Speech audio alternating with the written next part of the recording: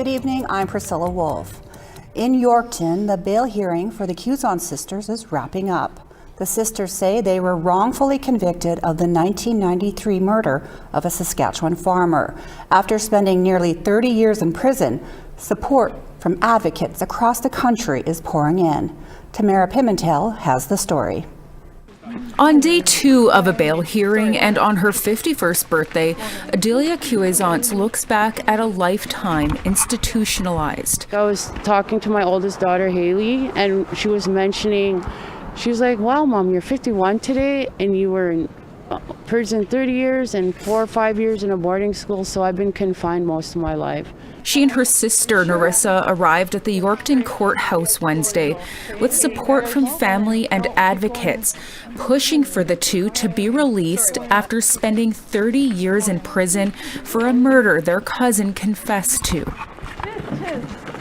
Advocates Nicole Porter and Dan Godberzen partnered with Change.org to create a petition to free the Quewezance sisters. They've so far received over 60,000 signatures. We wanted the country as a whole to know how many concerned citizens there are, and we would like to see ultimately the Justice Minister in Saskatchewan make attempts at reconciliation here. So our big goal was to deliver these signatures to her. Godberzen wasn't successful in submitting the petition while spending Tuesday outside the Saskatchewan legislature.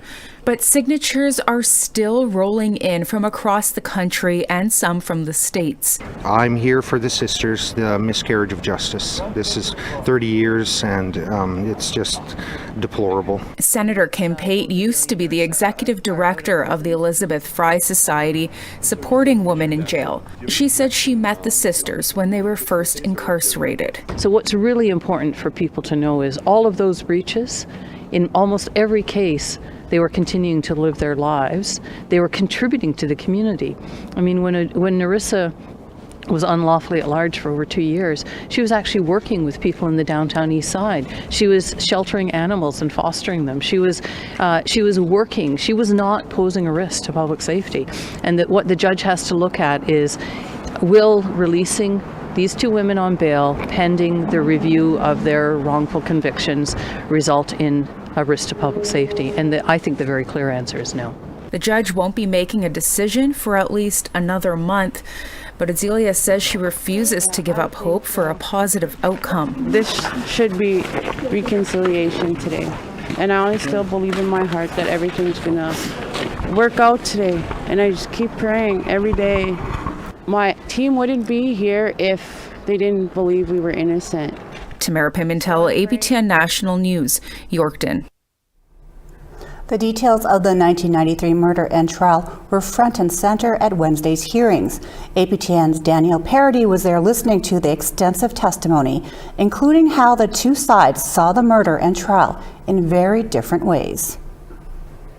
Danielle, there were two competing messages at the bail hearing today. Let's start with what the sisters' lawyers were saying. What was the main argument?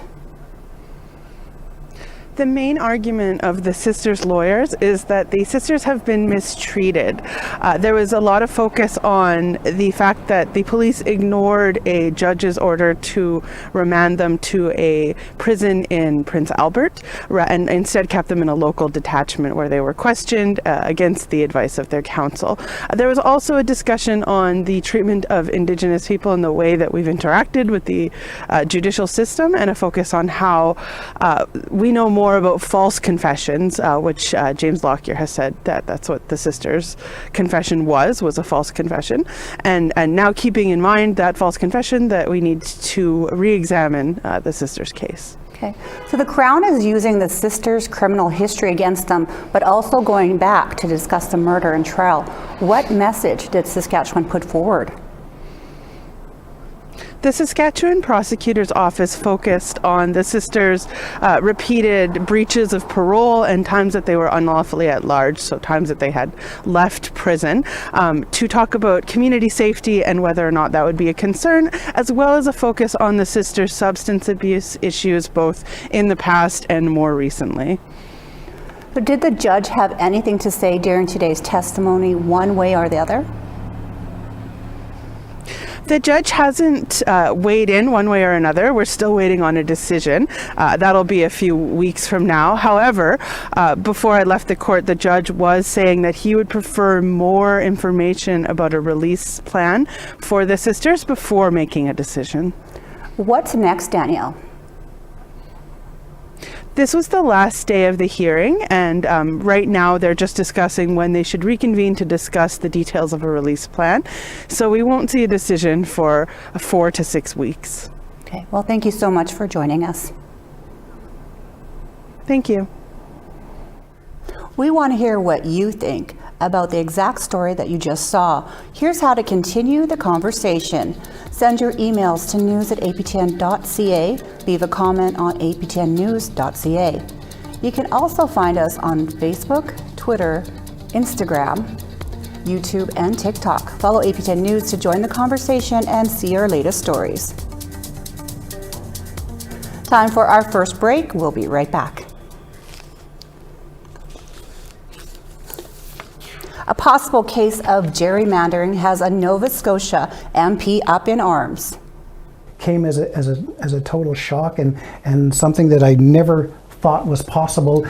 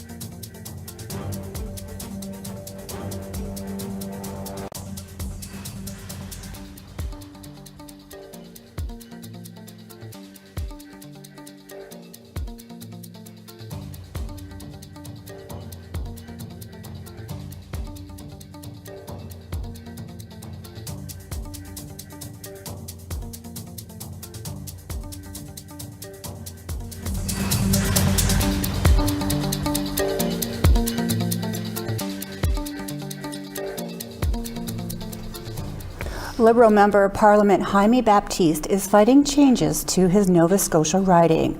A proposed redistribution will move the Eskasoni First Nation to another riding. It's the largest one in Nova Scotia and where Battiste makes his home. Angel Moore met the MP in his Cape Breton riding. came as a total shock and something that I never thought was possible. That's Jaime Battiste's reaction that will see two Mi'kmaq communities, Wagnacook and Eskazoni, move from his riding of Sydney, Victoria, to a more rural one. And then without any consultation, without any words or any involvement from Mi'kmaq communities, to be then told, guess what, we're taking majority of the Mi'kmaq communities out of this riding. Elections Canada is housed in this building in Gatineau, Quebec. And every 10 years, a federal electoral boundaries commission recommends changes in riding borders in response to population distribution. The riding currently contains the northeastern part of Unama'ki, Mi'kmaq for Cape Breton. Elections Canada is suggesting a smaller one be created, containing the urban communities of the Cape Breton Regional Municipality, while the new, largely rural riding will house the two Mi'kmaq communities. Battiste learned about the changes when the proposal was tabled in Parliament last November and questions what the Nova Scotia Boundaries Commission did. This is the area that's being excluded, mostly reserve land. And so how does someone make a boundary and say, we're going to keep this part of all the CBRM except this part right here that includes what? The largest Mi'kmaq communities. Battiste is the first Mi'kmaq person elected to Parliament. And if you look at it, it visibly seems like a Mi'kmaq community is being displaced once again after electing for the first time a Mi'kmaq member of Parliament. 5,000 people live in the Eskazoni First Nation. It's just a 40-minute drive from Sydney. Eskazoni Chief Leroy Denny says his community was not consulted and is considering legal action. You know, this process should be stopped and be consulted at least give us a say on this. And we feel could be a personal attack, nothing to do with the party or anything like that. To me, it's a Mi'kmaq representative that is affected, and it's affecting the Mi'kmaq community. Senator Dan Christmas of the Member 2 First Nation is the first Mi'kmaq appointed to the Senate, says the changes could hurt Battiste's re-election challenges.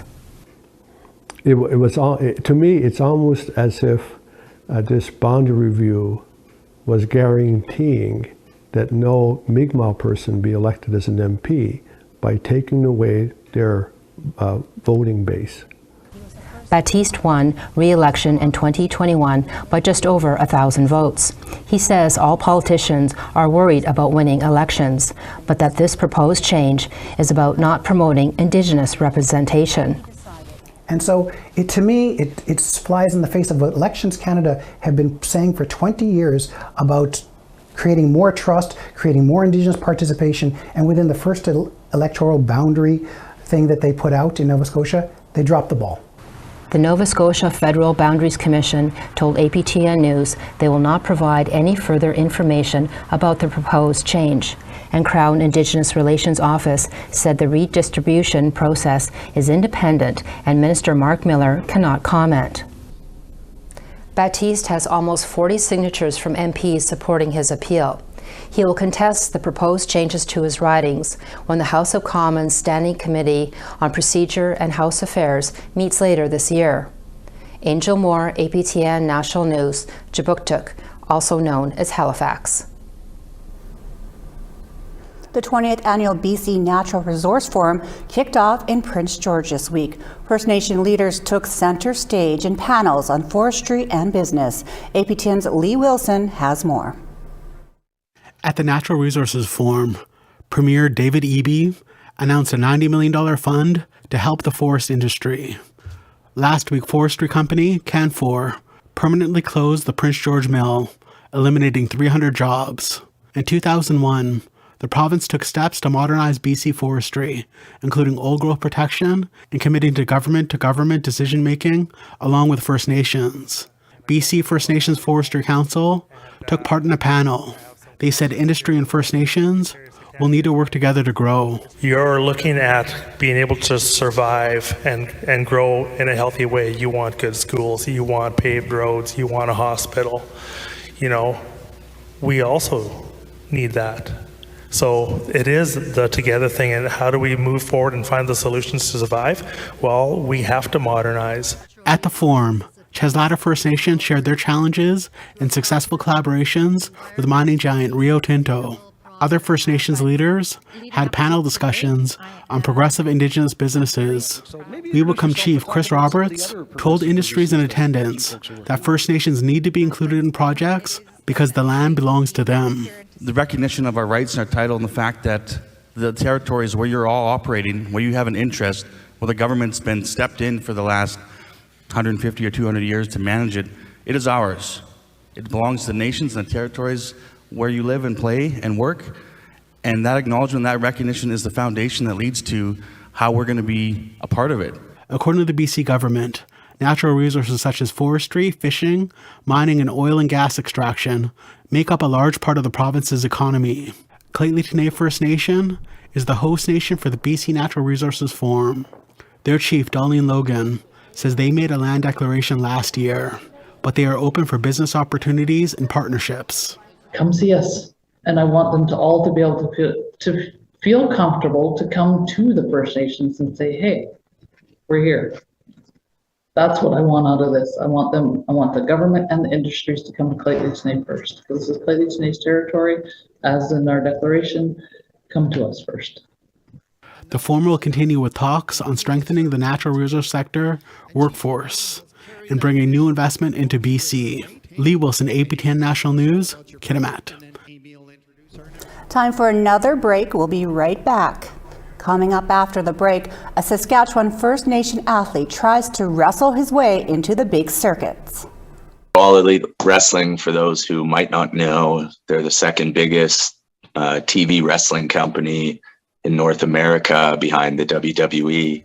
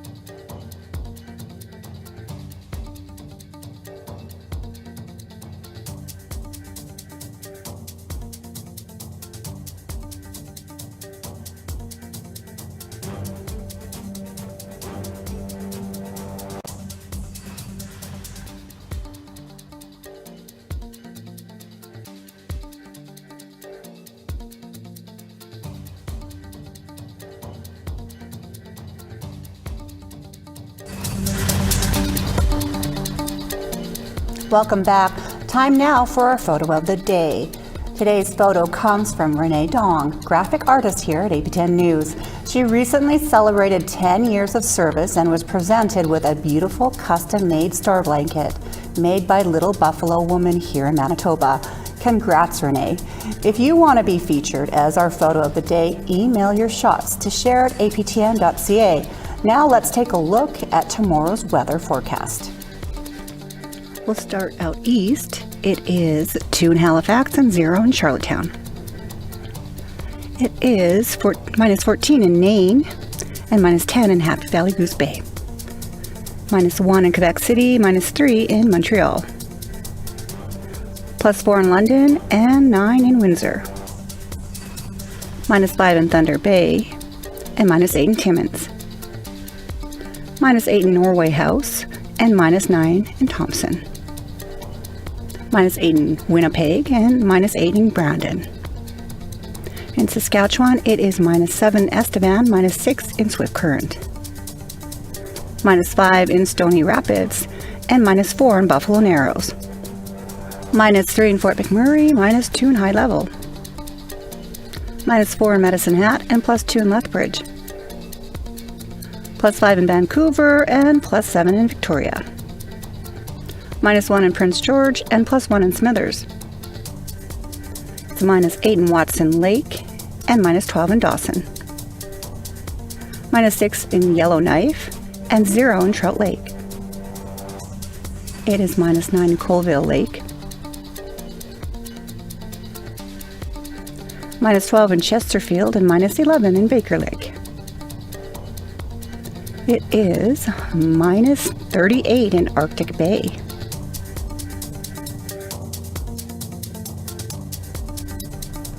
The United States' biggest independent film festival, Sundance, is set to kick off tomorrow.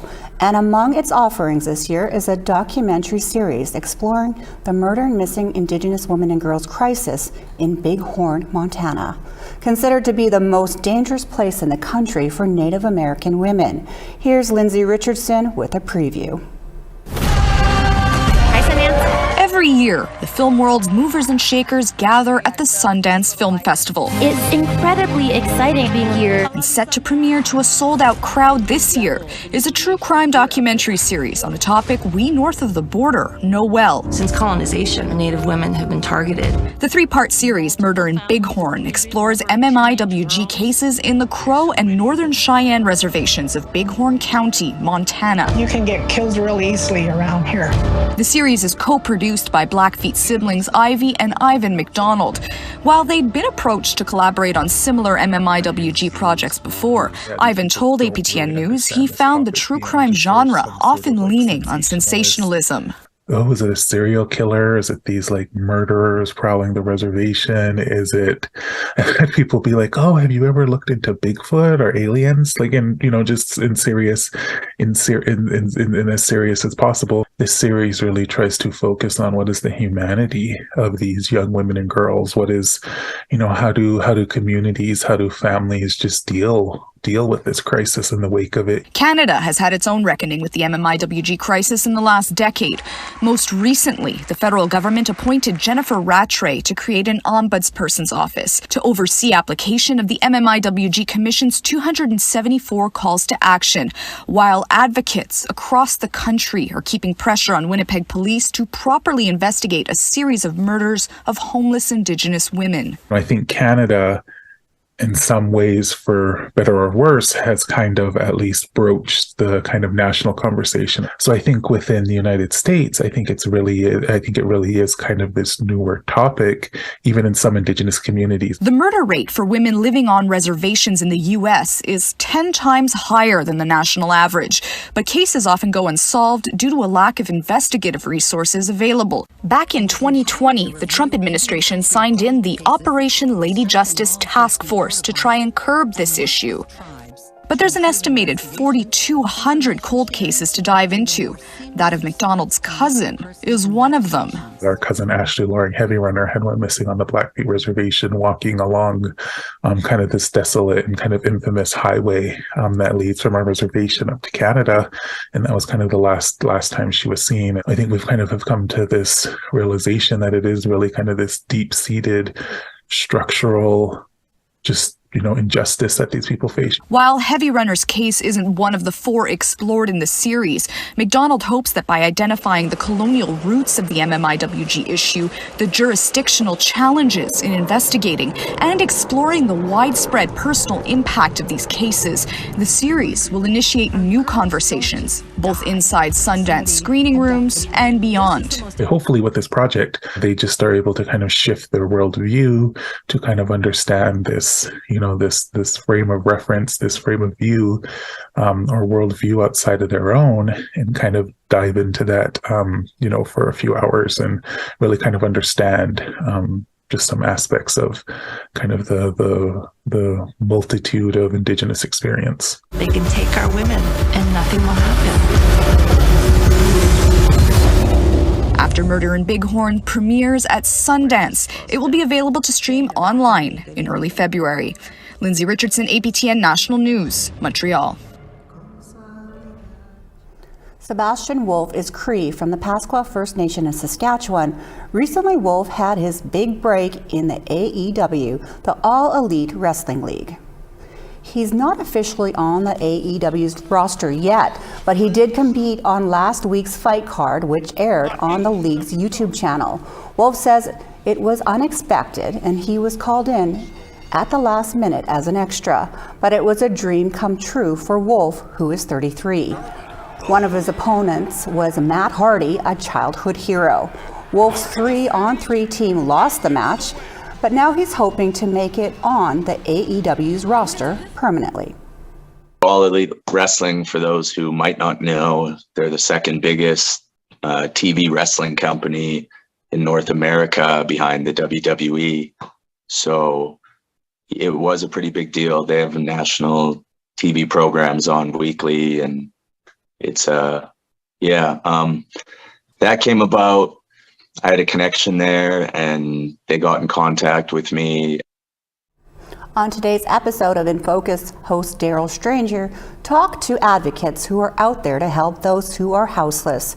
Here's what they said to helping those out who have nowhere to go.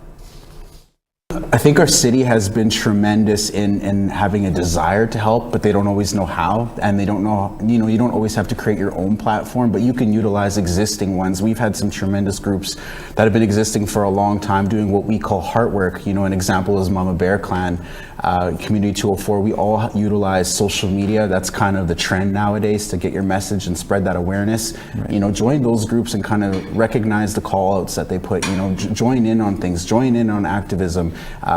Realize that helping someone doesn't require much from you. Sometimes it's just time, sometimes it's effort. For some places, people aren't biased the way they should be. If they know, this certain client or applicant or whatever, homeless person has a problem, they don't address the problem, they address the person, which makes it harder for the person to try and get, shelter.